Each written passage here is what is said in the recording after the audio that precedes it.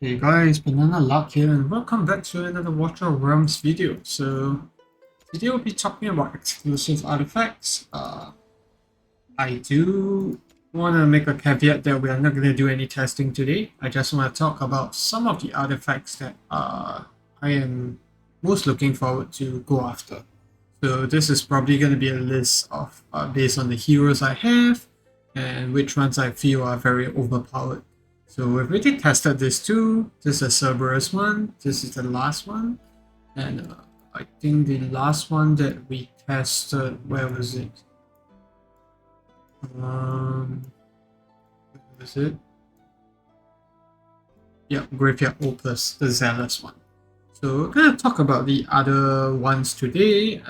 I do have some actually in my bag. I do have the Twin Fin one, but I do have Twin Fin, so I can test it out. But I do think that this is a lot better than the likes of Nightmare Samsara or Spellcaster Echo, just from the fact that there's that 3 extra wave of meteor showers, which is very nifty for things like Guild Boss. And I do have the Cratch one as well, I think. I think it's this one, yeah, Molten Cock, but I don't have him, luckily. And what else do we have? The Captain Riv as well, but I don't have him. So hopefully when they do a rerun, we do get a copy of him to test this out. But it looks pretty good in theory. So let's talk about the artifacts that I am looking out for most personally. So first one on the list has to be the Vierna one. I don't have any other nice mages. My best mage is Vierna sitting at A3. I don't have a Kamet, I don't have a Boris, and in case you guys missed it on Discord, Boris just received nerfs on Forerunner, so that's probably gonna come to global soon. So do check out Discord, the pinned messages in the public or the discussion chat. I think there's like two lines talking about it. But let's talk about Vierna. So it's very straightforward here. Increases AoE damage by 20%. So extraction no longer consumes souls. So if you guys don't know Vierna well, then the soul consumption is a very big part of the kit. So let's zoom out here. We took a look at Vierna. So you normally slap a Tear of Twilight on her. This is maxed out, so it gives her a 30% attack boost. So why is the other one better? Very simple. So first of all, it gives that AoE damage boost of 20%. So that comes from here, which is her passive, her talent. Every time she inflicts her attack, she also applies a Mortar Kiss. So if you see like her ultimate, do you see this swirling thing? That's the Mortar Kiss effect, and that's her ultimate. So this is applied every time, and her basic attack doesn't do like AoE damage, but this Mortar Kiss does, and that's the main part of the kit. So that's already 20% damage. And the next part that you're gonna see here is soul extraction, which was what we saw just now, right? No longer loses souls. So there's two parts to a skill. First of all, you accumulate 12 souls, up to 12 souls, and each soul is accumulated every time you kill a unit. So this gives her damage boost of up to 3% times 12, that's 36%. So going back to Tear of Twilight, that already says that, 36% is way higher. And we're just talking about level 1 exclusives. And then the next thing is that she doesn't lose souls when she attacks. So why is that important? When Vierna sees at least 2 enemy targets within her attack range, she will consume 1 soul to increase the target count of basic attack by 1. This means that every time she throws out an attack here, you can see that she threw out 2 attacks. So that's only possible if she has a soul, extracted. So making sure that her souls do not lose out anymore, that just means that she will always attack 2 targets. And that's just double the DPS from the get-go. I think this is especially important in things like Gear 1, where, Vierna does not always end up killing enemies, like it takes a while, especially if you're running it for the first time. So this is a huge boost for her. Not just in terms of extra like 6% attack damage, but also the AoE damage boost that she gives on the Mortar Kiss. And then also the fact that she will always attack 2 targets. And 2 targets means that there will be 2 sets of Mortar Kiss every time it's applied. So that's huge. So I personally can't wait to actually get a hand on her artifact. I can say for sure right now that it's gonna be way better than TL Twilight, because this drops in damage every time, you know, there's too many AoE mobs swarming Vierna in Gear Rate 1 as well. So yeah, the exclusive just sounds really, really good in hindsight, like, you know, on first look. So the second one that we're going to talk about is actually Silas. So just right next to Vierna, and we'll take a look at the exclusive forge. That's going to be right over here. Eye of Penitence. Increases damage dealt by 5%, and Blood Pact now triggers periodically instead of triggering upon enemy's death in range. So this is going to be a mixed bag. I'm not sure if it will be good, not sure if it will be terrible, but let's just take a look at first thing, which is Spirit Siphon, what Silas originally uses most of the time. So this increases damage dealt to the same target by 10%, stacking up to 3 times, and it disappears if Silas switches targets. So this gives 30% damage in Guild Boss, for example, which is where most people use Silas. But bear in mind, Blood Pact, this triggers every time we kill a unit.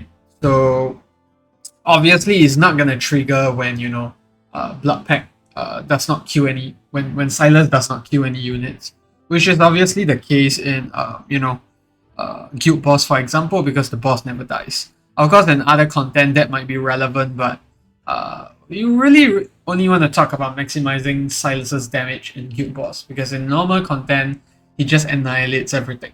So let's take a look at Blood Pact now. If a unit within his attack range dies, increases his damage by 40% for 10 seconds, and in fact can be triggered 1 time every 15 seconds. So whether this is better than Spirit Siphon is going to boil down to a few things. So first of all, this 40% damage increase, it lasts for 10 seconds, can be triggered every 15 seconds. If the trigger interval that the artifact talks about is every 15 seconds, that means that Silas will have 45% extra damage for 10 seconds, and then 5% for 5 seconds, and then it will get refreshed again. So this will keep happening as long as, you know, Silas has that artifact instead of having to kill a unit, which is pretty good in theory. So if you just do some calculations here, 30%, that's the average for Spirit Siphon. If you take 40% times 10 seconds, and then you add that the 5% times 5 seconds, you divide that, that's 425, you divide it by 15, on average, that's gonna be 28.33%. So it's honestly quite on par with Spirit Siphon, but then again, I know a lot of people have tested and they found that this actually, you know, does more damage compared to Spirit Siphon. So I'm not sure how the calculation is triggered, because sorry, I think I may have made a calculation error. Yes, I did. So it's 45 times, because it's 40% plus 5, that's times 10. You add 25, so that's 5% for 5 seconds. You divide that by 30, 15. You're gonna get 31.66%. So sorry, my bad. It's always gonna be better once you get the, you know, exclusive artifact, and you only get better once you level it, because that means that the 5% that we're looking at here, that's, you know, gonna be higher as, you know, you start upgrading the artifact. But from the get-go, this is another one of the artifacts that at level 10, it's gonna far outweigh the normal artifacts that we're already using, and that's a good thing, because that's what exclusive artifacts should be. The next one that we're going to talk about is Glacial Wings. So I've been using Valk a lot more recently, especially in Guild Wars, PvG. And I really like this one because this makes it very, gives Valkyra a very reliable way to get shield. And let's see, 3-second shield equals to 4% of her max HP, which each basic attack, stacking up to 7 times. So that's going to be a 28% shield. So Valk isn't really a tank, but you have to bear in mind that Valk has this special effect during her ultimate. Consumes any shield that the hero has at present, increasing attack range by 1, attack speed by 100%, and then damage up to 100% based on strength of the shield. So I'm not sure how the exact calculations go, but judging from that, if let's say it's a 28% shield, if it's based on HP alone, sounds pretty nuts. 20% of this HP that she has at the moment is about 6,000, if that is indeed what it does. So compared to the likes of things like Eye of Sin or Void Realm Tear, it could work a lot better. But once again, all this is very theoretical. We don't actually know until we actually test out the artifact. But I think that what makes that even stronger is when Valkyra actually gets her A troop. And I think this is just another one of those artifacts where, from the get-go, it just sounds a lot better because Valkyra is always going to be attacking. You're always going to have that max shield up. You don't have to rely on the faction bonus triggering anymore. So if you normally run Valkyra in a northern faction, team, and that means that if let's say you want to wait for a shield, you have to wait for it to periodically trigger, which is not always that reliable. So another one of those artifacts which in theory looks really good, but you can't tell without testing. But of course the Vierna one and Silas one is very straightforward. It's obviously going to be better. So the next artifact that I'm going to talk about is going to be a hero that we recently got. So that's Arrogance. So increases damage dealt to targets inflicted by burning by 20%. And during the effects of Hellfire, attacks nearby enemies will also inflict burning on them for 5 seconds. Quite similar to her sister, Zilitu. I think both of these artifacts are great. They just straight out give 20% more damage to targets inflicted with burning, which makes a lot of sense, especially in content like Guild Boss. And this even extends the burning duration. I think the struggle with these two artifacts, however, is that Wailing Skull tends to be a lot better at max level compared to these artifacts. At least that's what people have reported when they tested Zilitu's artifact. But I think Wailing Skull being as rare as it is, I really don't mind getting one of these Arrogance artifacts. I think it will do way better than the likes of things like Realm Tear, for example, when it's not maxed out. And also, during his ultimate, attacking nearby enemies will also inflict burning. So that means that you no longer have to rely on him to actually... Where was it? Yeah. So during his Demon Bow stance, which is his range stance, that's the only time that he inflicts burning. But if let's say in his normal stance, which is the nearby range one, he also has a chance to... He also inflicts burning during his ultimate. I think that could be really nice. Maybe not in the aspects of Guild Boss, but I think in other general content, it could be really great. Because, Realm Tear, as you can see, that's just 6% more damage. Only if, the target is at max range away, then that's 18%. Still lower than, the 20% and the extra burning that you will get, especially when, you have units coming up to you in, melee range. So, yeah. And last but not least, I think the artifact that everyone knows is broken is gonna be the Hex artifact. So first of all, increases single target damage by 15%, and secondly, can rapidly draw cards during the ultimate.